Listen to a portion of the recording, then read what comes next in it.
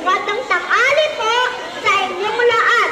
Ako po si Kiana, namula sa Pangkat Kinder Rose. Buwan ng wikang pambansa.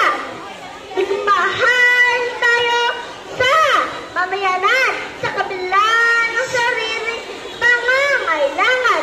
Magkasama natin naman at hindi maubos na kakulangan. Gayong naman isang kadakilan na kayo sa man at ialay ang buwan para sa bayan. Gabriela Silak naman ang peg niyan. Okay, dumako naman tayo sa ika-4 na kalahok mula pa rin po sa kindergarten. Palakpakan po natin ang ating kalahok.